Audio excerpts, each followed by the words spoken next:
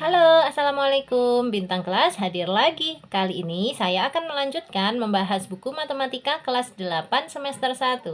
Ini saya sudah sampai di uji kompetensi semester 1, bagian A yang pilihan ganda. Nanti di halaman 245 hingga 247 saja, dari soal nomor 1 hingga soal nomor 14 ya, Dek.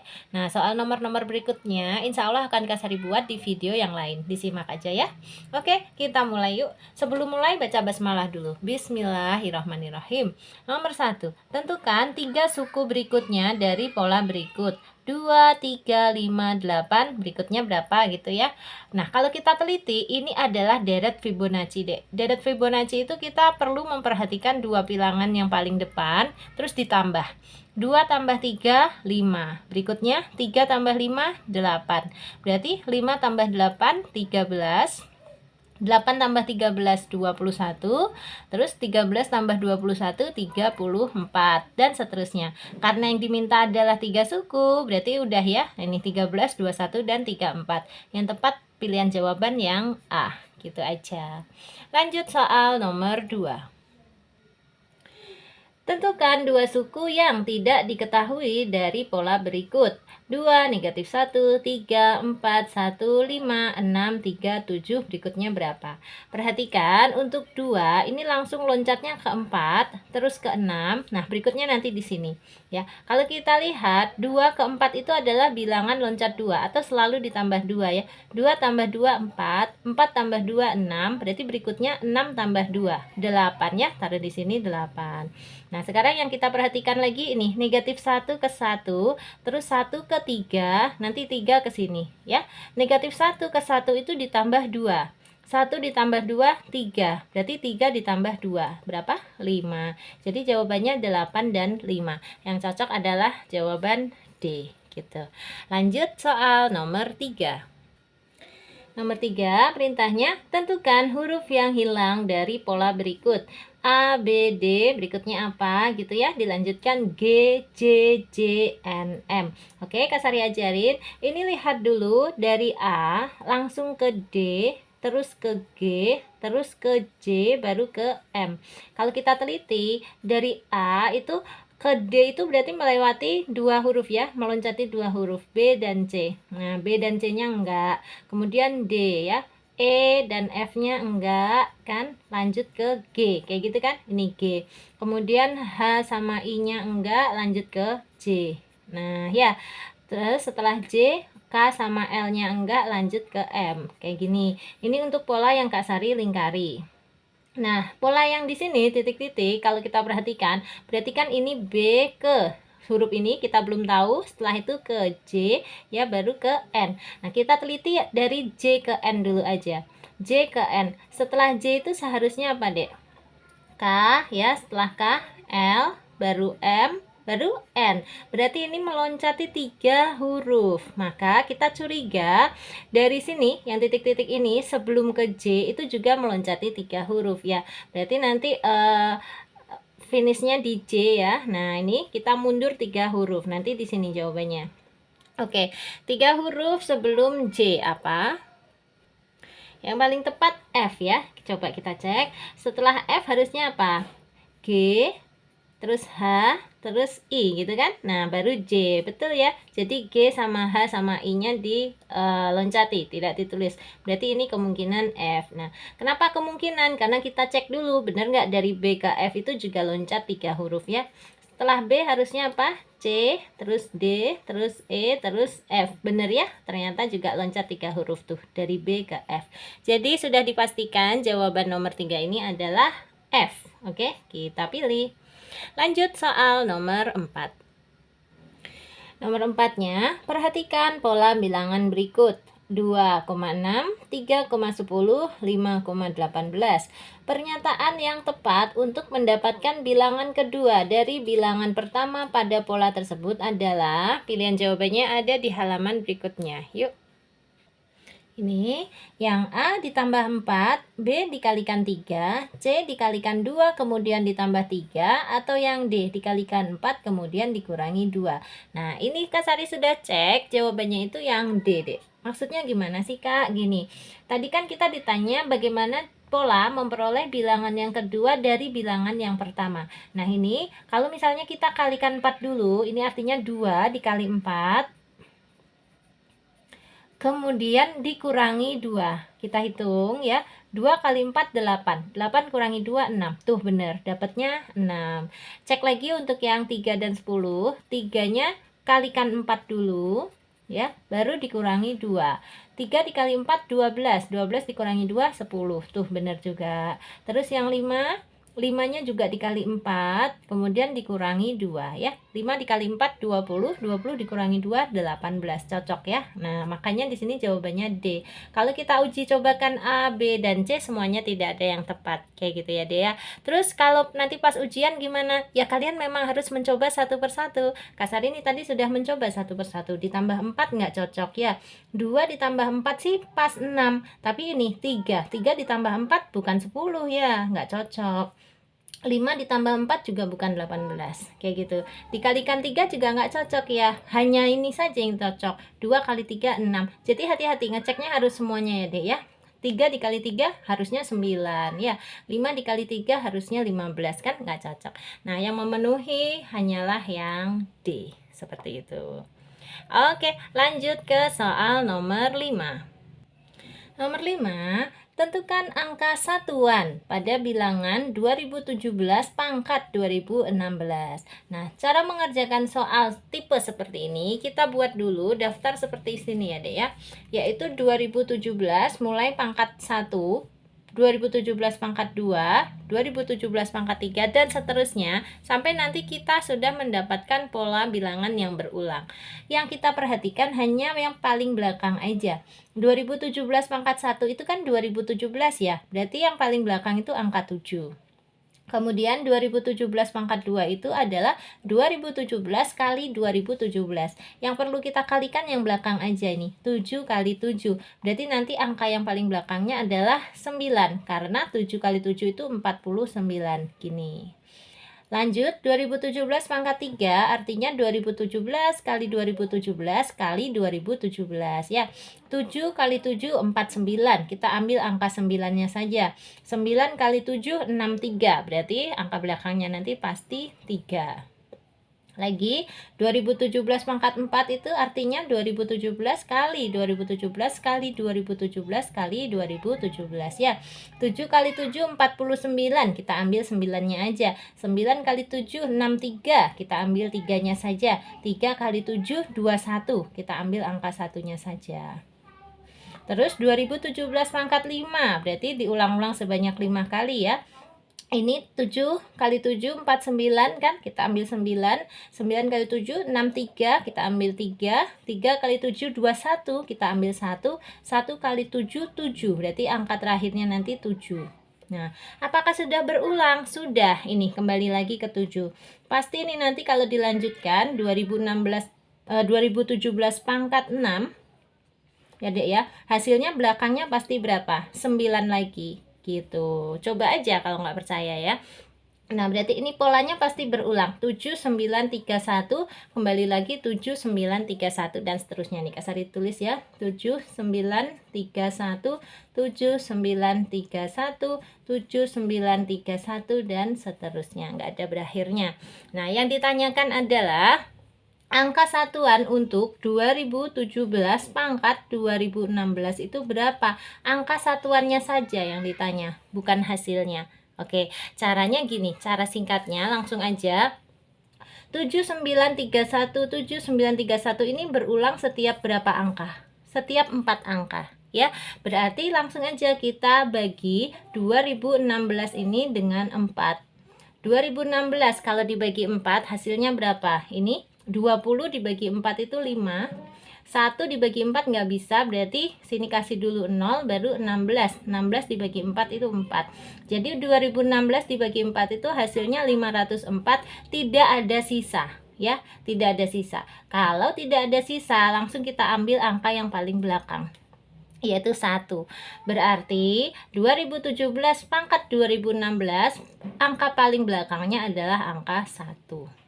Ya. Seandainya nanti perintahnya gini dek, 2017 pangkat 2017 misalnya nih ya. Nah caranya gimana? Menentukan angka paling belakangnya gimana kak? Gini aja ya, 2017 nya ini langsung kita bagikan dengan 4 ya. Kenapa? Karena polanya berulang setiap 4 kali. Nah 2017 dibagi 4 itu yang paling mendekati adalah ya 504 ya kan. Kemudian ada sisa 1. Kenapa 504 kak? Gini kan tadi kita udah tahu 2016 dibagi 4 itu 504. Berarti kalau gitu 2017 dibagi 4 itu ya 504 sisa 1. Nah kalau sisa 1 berarti jawabannya nanti angka yang paling belakang adalah angka nomor 1, yaitu angka 7 gitu. Nanti seandainya kita ngitung ada sisa 2, maka jawabannya adalah angka nomor 2, yaitu 9 ya, seperti itu. Berarti untuk nomor 5 ini kita sudah ketemu ya, 2017 mangkat 2016, angka paling terakhirnya adalah angka 1 atau angka satuannya adalah angka 1. Mana? Nih, yang A. Oke, lanjut ke soal nomor 6. Nomor 6, diketahui titik P koordinatnya negatif 4,5. Maka titik P berada pada kuadran berapa? Ini Kak Sari sudah siapkan bidang koordinat. Kak Sari ingatkan ya dek, kuadran 1 itu ada di sebelah sini ya. X-nya positif, Y-nya juga positif. Ini kuadran 1. Kuadran 2 ada di sebelah sini, dimana X-nya negatif tapi Y-nya positif. Ini kuadran 2. Berikutnya kuadran 3 itu ada di bawah sini ya. X-nya negatif, Y-nya juga negatif. Ini kuadran 3. Terakhir kuadran 4 ada di sebelah sini. X-nya positif, Y-nya negatif. Ini kuadran 4. Nah, kita lihat untuk titik P tadi koordinatnya negatif 4,5. Taruh dulu ya. Negatif 4. X-nya negatif 4 itu ada di sini. Y-nya 5. 5 itu ke atas apa ke bawah? Ke atas ya. Nah, di sini kan 5-nya. Nah, berarti ini kita pertemukan titiknya ya. Kurang lebih ada di sini gitu. Inilah titik P. Nah, jadi titik P ini ada di kuadran berapa? Sudah jelas, titik P ada di kuadran 2. Oke, kita pilih. Nah, kayak gitu. Sip. Lanjut soal nomor 7. Nomor 7-nya, diketahui titik R koordinatnya adalah 4, A dan titik R berjarak 4 satuan dari sumbu Y dan berjarak 3 satuan dari sumbu X serta berada di bawah sumbu X. Maka nilai A adalah, nah untuk menentukan nilai A-nya kita buat dulu bidang koordinat kurang lebih seperti ini ya deh ya, simpel aja. Terus yang harus kita perhatikan lagi adalah ini. Nanti titik R itu berada di bawah sumbu X. Nah, yang ada di bawah sumbu X itu di sini atau di sini. Jadi nanti titik R itu hanya ada di dua macam ini ya. Di sebelah sini kuadran 4 atau di sini kuadran 3. Terus kita lihat lagi.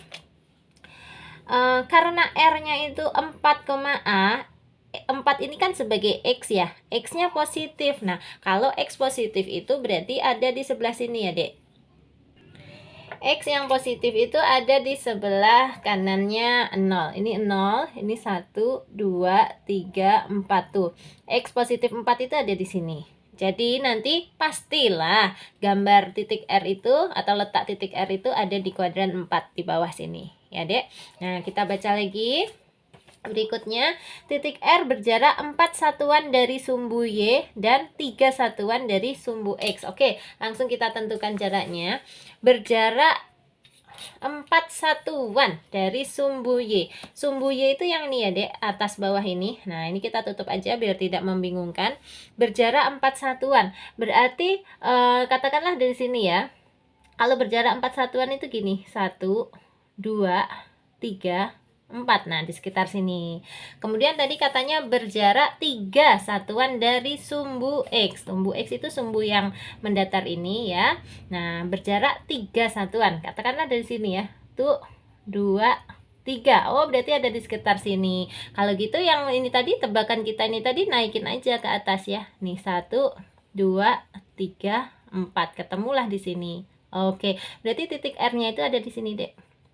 Ya, maka ini koordinatnya berapa koma berapa? X-nya adalah 4 sesuai, dan Y-nya adalah ini. Dari 0 turun ke bawah nih negatif 1, negatif 2, negatif 3. Berarti 4, negatif 3. Seperti itu. Kalau yang ini tadi apakah? Ini tebakan kita. Ya, ini pokoknya tadi untuk menentukan jarak dari sumbu Y harus 4 satuan caranya. Tadi seandainya Kak Sari nebaknya di sini juga boleh gitu ya. Ternyata setelah dicek jaraknya dari sumbu X dari sini ya, jaraknya hanya ada 3 langkah ya. 1, 2, 3. Berarti ada di sini gitu. Oke. Kalau kalian menggunakan kertas berpetak akan lebih terlihat jelas malahan. Intinya titik R koordinatnya adalah 4, negatif 3. Kita pilih ya. Ini dia. Sip. Lanjut ke soal nomor 8. Nomor 8-nya, diketahui garis L tegak lurus terhadap sumbu X. Titik A berjarak 4 satuan dari garis L dan berjarak 3 satuan dari sumbu X, serta berada di kuadran 1. Maka koordinat titik A adalah, nah ini tadi Kak Sari sudah ngecek, jawabannya itu bisa dua macam deh. Bisa yang C maupun yang D. Tetapi kalau ada tipe soal seperti ini, jawabannya ada 2, itu jangan dipilih dua-duanya, Dek. Malah salah nanti. Pilih aja salah satunya. Misalnya D ya D saja, atau C saja ya. Misalnya di sini Kak Sari milih yang D kayak gitu ya. Penjelasannya bagaimana kok bisa milih yang D, Kak? Gini, kita siapkan dulu sumbu simetrinya. Bidang koordinatnya maksudnya ya. Ini sumbu X dan di sini sumbu Y. Kak Sari ke bawah-bawah sumbu simetri itu materi di kelas 9 ya, karena Kak Sari juga kan mengerjakan buku yang kelas 9 buat kalian nanti kalau udah naik kelas 9. Oke. Kak Sari ulang, ini bidang koordinatnya, di sini sumbu X, di sini sumbu Y. Ini adalah sumbu X positif ya, 1, 2, 3, 4, 5, 6 dan seterusnya. Kemudian yang ke atas ini adalah sumbu Y positif ya, 1, 2, 3, 4, 5 dan seterusnya. Nah yang lainnya kenapa nggak Kak Sari buat angka-angkanya? Karena nggak diperlukan. Kok bisa? Kan yang diketahui tadi titik A itu ada di kuadran 1 ya. Kuadran 1 itu di sebelah sini saja. Jadi yang kita pakai hanya yang di sebelah sini. Oke, nah sekarang kita misalkan dulu untuk garis L-nya ini. Tadi katanya tegak lurus terhadap sumbu X. Kalau garis yang tegak lurus terhadap sumbu X itu gambarnya seperti ini. Misalnya garis L-nya ada di sini. Nah, ini garis L ya. Kak Sari kasih nama L gitu. Kenapa ini tahu tegak lurus terhadap sumbu X ini? Ini kan sumbu X-nya yang biru sini ya, Dek ya. Nah, di sini membentuk sudut 90 derajat. Berarti L ini tegak lurus dengan sumbu X dan otomatis sejajar dengan sumbu Y. Nah, kita misalkan L-nya ada di sini ya, di X sama dengan 1 ini. Berarti kalau kita mau meletakkan titik A yang berjarak 4 satuan dari garis L, ya udah, berarti dari garis L ini kita melangkah 4 satuan ya. 1, 2, 3, 4. Nah, berarti nanti mandeknya di sini ya, di 5. Kemudian ketentuan satu lagi, berjarak 3 satuan dari sumbu X. Nah, sumbu X yang di sini ya, kalau berjarak 3 satuan itu berarti gini, 1, 2, 3, berarti ada di sini. Maka ini titik A-nya itu di sini. Koordinatnya berapa? Ini kalau kita hubungkan, ini ada di titik 3 punyanya Y ya. Berarti X-nya 5, tuh Y-nya 3. Gini. Makanya Kak Sari tadi milih 5,3. Ini kalau L-nya berada di sini. Nah, nanti kalau ada temanmu yang milih jawabannya 6,3, benar juga. Kenapa? Karena L-nya bukan ada di sini, Dek, melainkan di sebelahnya lagi. Di sini nih. Nah, kalau L-nya ada di sini, oke, yuk ya. Ini anggaplah punya kita ya L1, ini L2 punya temenmu gitu ya. Jangan disalahin juga kalau dia bikin L-nya di sini X sama dengan 2, maka titik A tadi kan berjarak 4 satuan dari garis L. Yuk, 1, 2, 3, 4. Tuh mandeknya di sini. Dan titik A itu berjarak 3 satuan dari sumbu X. Kalau berjarak 3 satuan dari sumbu X sih tetap ya 1, 2, 3. Nah, berarti di sini ya. Maka titik A koordinatnya adalah kok yang dikurungin A-nya. Nah, gini, maka Titik A koordinatnya adalah X-nya 6, Y-nya 3. Tuh, jadi 6,3. Ya, jadi ada dua jawaban yang benar untuk soal nomor 8 ini. Tergantung di mana kita meletakkan garis L-nya. Kedua-duanya ini adalah garis yang tegak lurus dengan sumbu X. Oke, di keterangannya kurang jelas ya dek ya, ini hanya terhadap sumbu X tegak lurus gitu aja. Nah, tadi Kak Sari mau milih yang D saja. Terserah, kalau kamu mau memilih yang C juga boleh, asalkan pilih salah satu. Jangan pilih dua-duanya, malah salah. Oke, kita lanjutkan ke soal nomor 9. Nomor 9-nya, diketahui titik P koordinatnya 2,1, titik Q 2,-4, titik R 7,-4, dan titik S.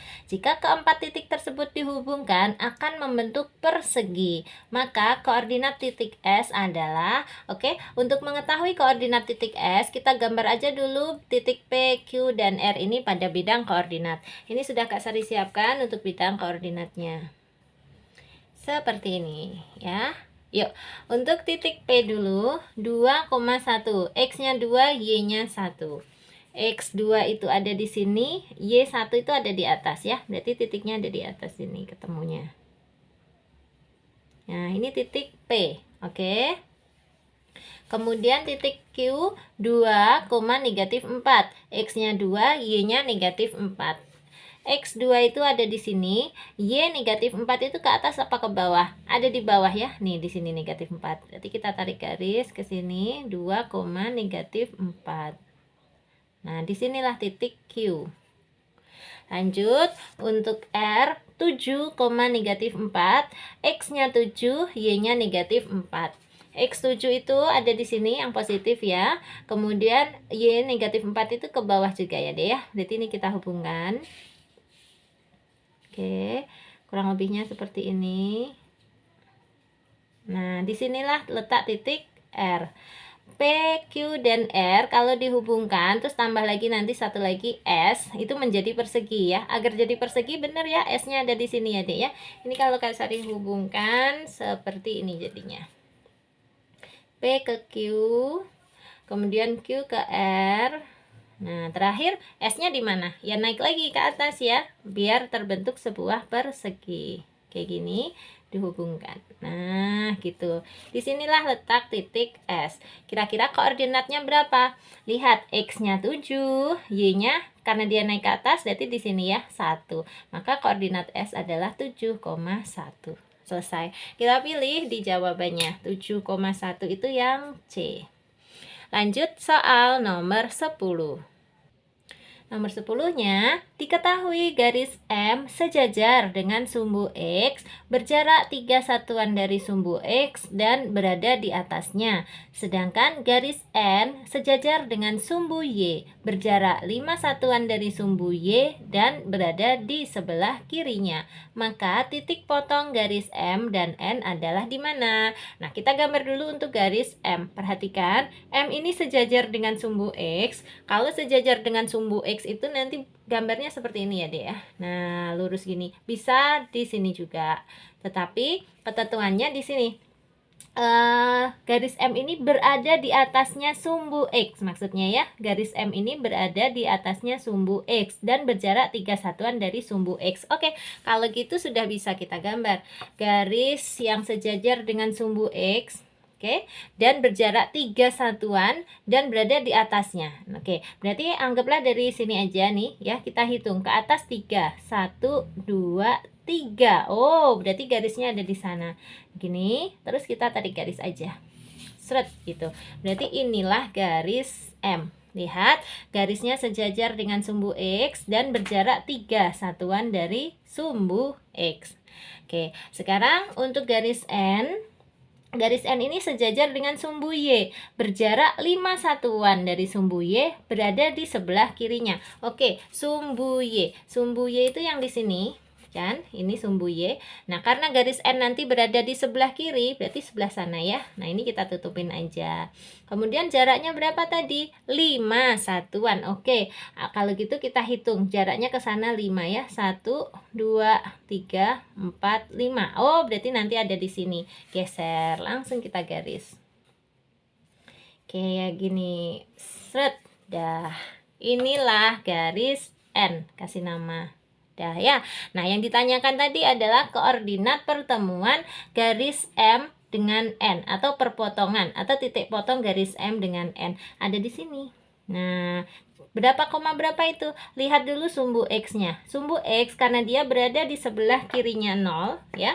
Berarti ini negatif. Negatif 1, negatif 2, negatif 3, negatif 4, negatif 5. Oh, X-nya udah ketemu negatif 5. Sekarang Y-nya ke atas ya. Karena di atas dia kan Y positif ya. 1, 2, dan 3. Oh, ternyata Y-nya 3. Maka koordinatnya adalah negatif 5,3. Kayak gitu. Ada nggak di jawaban? Negatif 5,3 ada. Yang D. Oke, lanjut ke soal nomor 11. Nomor 11 ini sudah mulai masuk ke bab relasi fungsi ya.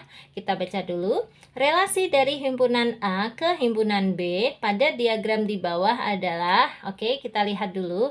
Untuk yang A, himpunan A anggotanya 1, 2, 3, 4. Himpunan B anggotanya 4, 9, 16.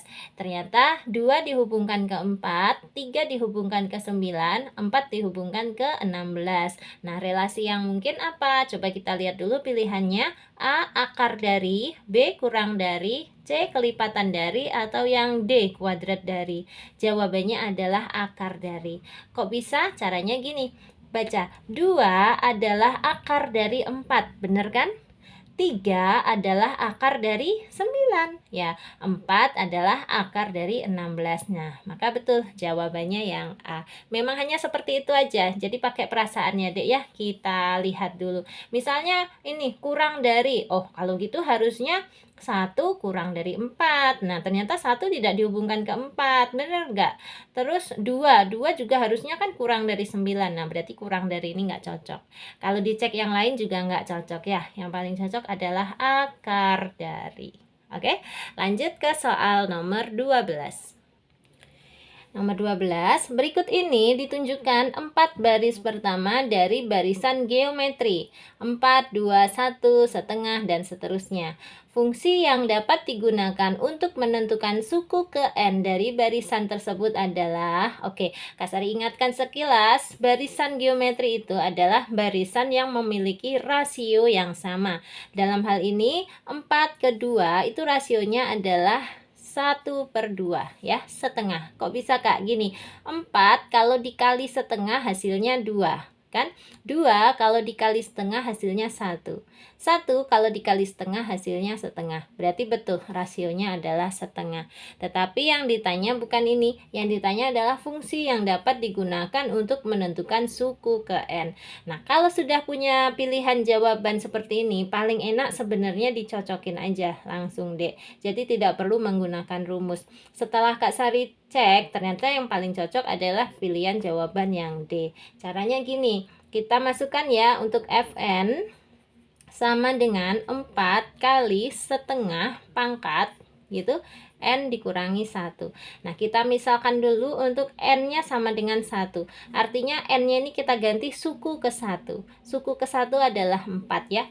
Berarti ini sama dengan 4 dikali setengah pangkat. Nah, karena ini N-nya dikali 1, diganti 1, maka N yang di sini juga diganti 1 ya. 1 dikurangi 1 sama dengan 4 dikali setengah pangkat berapa? 1 kurangi 1 itu 0. Nah, masih ingat setengah pangkat 0 itu berapa sayang? Setengah pangkat 0 adalah 1. Berarti 4 kali 1. Berapa hasilnya? 4 tuh, cocok ya. Hasilnya adalah 4. Untuk N yang pertama atau suku yang pertama. Cek lagi untuk suku yang kedua, berarti N yang kedua ya. Nanti jawabannya harus 2. Kita masukkan ke rumus 4 dikali setengah pangkat 2 kurangi 1. Karena di sini N-nya diganti angka 2, N yang di sini juga diganti angka 2. Sama dengan 4 dikali setengah pangkat 2 kurangi 1 adalah 1. Nah, setengah pangkat 1 kan setengah. Berarti 4 kali setengah. Berapa 4 kali setengah? 2. Cocok lagi nih ya. Dan seterusnya, Cek aja nggak apa-apa, tulis aja. Nih, untuk N sama dengan 3 ya. Kita ganti 4 kali setengah pangkat 3 kurangi 1. Sama dengan 4 kali setengah pangkat 3 kurangi 1 adalah 2. Nah, berarti 4 kali setengah pangkat 2 itu gini. 1 pangkat 2 artinya 1 kali 1 tetap 1 per 2 pangkat 2 juga ya. 2 pangkat 2 itu artinya 2 kali 2, 4. Kayak gitu. Berarti 4 dikali 1 per 4 sama dengan 1. Nah, gini ya. Terakhir untuk N-nya sama dengan 4, nanti jawabannya harus setengah ya. F4 sama dengan 4 kali setengah pangkat 4 kurangi 1 gitu, sama dengan 4 kali setengah pangkat 4 kurangi 1 adalah 3. Oke, sama dengan 4 kali 1 pangkat 3 itu 1 kali 1 kali 1 ya, tetap 1 per 2 pangkat 3, 2 kali 2 kali 2, 8. Nah, sama dengan ini boleh kayak gini, 4 sama 8 disederhanakan, sama-sama dibagi 4. 4 bagi 4 1 ya. 8 bagi 4 2. Berarti ini 1 dikali 1 per 2. Hasilnya ya tetap 1 per 2. Nah, cocok. Kayak gitu ya. Ini dia. Berarti benar. Jawaban untuk soal nomor 12 adalah yang D. Fn sama dengan 4 dikali setengah pangkat N kurangi 1. Kita lanjut ke soal nomor 13. Nomor 13-nya, fungsi f pada R ditentukan dengan rumus fx sama dengan px ditambah q dengan p dan q bilangan bulat. Jika diketahui f1 sama dengan 4 dan f negatif 2 sama dengan 1, nilai p dan q adalah, nah, cara mengerjakan soal nomor 13 ini, kita masukkan f1 ini ke dalam rumus fx ya, Dek. Juga f negatif 2 ini ke dalam rumus fx-nya. Seperti apa? Kayak gini caranya. Kita tulis ulang rumus fx sama dengan px plus q seperti ini. Dan sekarang kita masukkan dulu untuk nilai f1. Artinya x-nya ini diganti angka 1. Maka x yang di sini juga diganti angka 1. Berarti p dikali 1 gitu ya. P dikali 1 itu tetap p ya. Gini, p plus q ya. P dikali 1. Nah, tadi F1 katanya berapa? Sama dengan 4. Berarti gini, F1 bawahnya tulis 4 sama dengan P plus Q. Nah, ini menjadi persamaan yang pertama. Berikutnya, sekarang yang kita masukkan F negatif 2 sama dengan 1. Gini ya. F negatif 2. Artinya, karena x-nya diganti negatif 2 ya, x yang di sini juga diganti negatif 2. Berarti P dikali negatif 2. Hasilnya apa? Negatif 2P ditambah Q tetap kayak gitu. Tadi negatif 2, F negatif 2 katanya adalah sama dengan 1. Berarti tulis di sini 1 sama dengan negatif 2P ditambah Q. Ini sebagai persamaan yang kedua. Nah, dari persamaan 1 dan 2 ini boleh kita substitusi eliminasi. Nanti akan ketemu nilai P dan Q-nya. Caranya gini, Kak Sari eliminasi aja ya dari 1 dan 2. Nulisnya kayak gini, Dek. Dari persamaan 1 dan 2 kita peroleh ya. Ini tulis dulu, atau P plus Q sama dengan 4 dibalik kan boleh ya. P plus Q sama dengan 4. Satu lagi negatif 2P plus Q sama dengan berapa? 1. Gini, dieliminasi itu dikurangi. Nah, yuk, 4 kurangi 1 ya. 4 kurangi 1, 3. Q dikurangi Q, habis. P dikurangi negatif 2P. Hati-hati, P itu sebenarnya ada angka 1 di sini. Kalau nggak ditulis angka itu, dia sebenarnya ada angka 1. 1 dikurangi negatif 2, gitu ngitungnya. Kasar ditulis di sebelahnya sini ya. 1 dikurangi negatif 2. Nih, kalau ada tanda kurang berdekatan dengan kurang, ini nyetrum menjadi sebuah tanda plus. Bacanya gini, 1 plus 2. Berapa 1 plus 2? 3. Jadi 1 dikurangi negatif 2 itu 3. 3 apa? 3P. Kayak gini, 3P. Nah, udah 3P sama dengan 3. Berarti P sama dengan 3 dibagi 3 sama dengan 1. Ya kan? 3 kali 1 sama dengan 3. Wes, P-nya sudah ketemu sama dengan 1. Kalau P sudah ketemu sama dengan 1, kita bisa menghitung nilai Q dari sini aja. P ditambah Q sama dengan 4. Di sini P sama dengan 1, maka P ditambah Q sama dengan 4. Nah, P-nya kita ganti angka 1. 1 ditambah Q sama dengan 4. Nah, berarti Q-nya sama dengan berapa dong? 1 ditambah berapa yang hasilnya 4? Hayo, ya jelas ditambah 3 ya. Jadi Q-nya sama dengan 3. Ya, kan 1 tambah 3 sama dengan 4. Dah, berarti P-nya sudah ketemu yaitu 1 dan Q-nya sudah ketemu 3. Kita cari di jawaban 1 dan 3. Ada ya, ini dia yang B. Nah, sip. Terakhir soal nomor 14. Kita baca dulu. Ini dia 14-nya. Didefinisikan fungsi fn sama dengan 2n kurangi 1 tambah 2n kurangi 2n tambah 1 untuk setiap bilangan asli n.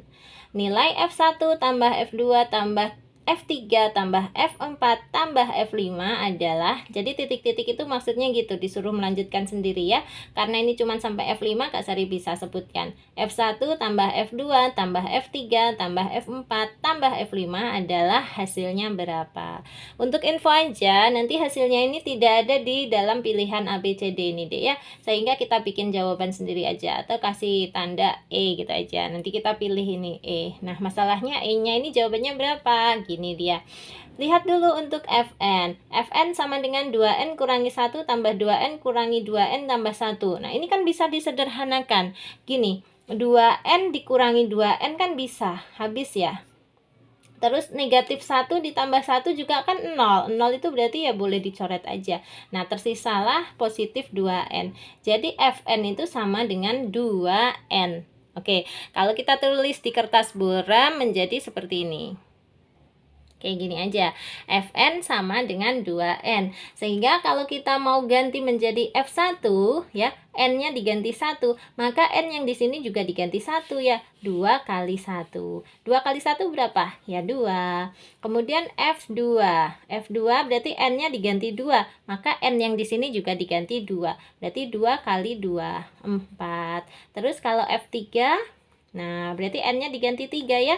2 kali 3, 6. Terus kalau F4 sama dengan 2 kali 4, 8. Terakhir tadi pertanyaannya sampai tambah F5 ya. Berarti F5 sama dengan 2 kali 5, yaitu 10. Terus ini dimintakan dijumlah. Ya udah, kita jumlah aja semuanya.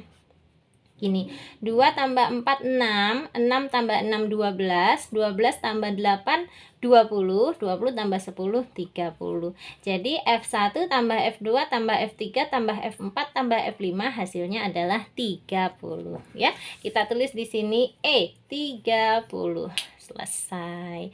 Alhamdulillah sudah sampai di nomor 14. Sesuai janjinya Kak Sari tadi, kita bahas yang sampai halaman 247 nomor 14 aja ya. Nanti nomor 15 dan seterusnya insya Allah Kak Sari buatkan di video yang lain. Selamat belajar ya adik-adik ya. Mudah-mudahan kalian kebantu dengan videonya Kak Sari. Kalau ada pertanyaan silahkan tulis di kolom komentar. Yang sopan ya sayang, akan Kak Sari jawab dengan sebaik-baiknya juga insya Allah. Oke, Kak Sari mau undur diri dulu. Terima kasih banyak. Kalau kamu suka dengan video ini, silahkan di like, di komen, di share ke teman-teman yang juga membutuhkan. Dan yang belum subscribe, boleh subscribe. Assalamualaikum warahmatullahi wabarakatuh.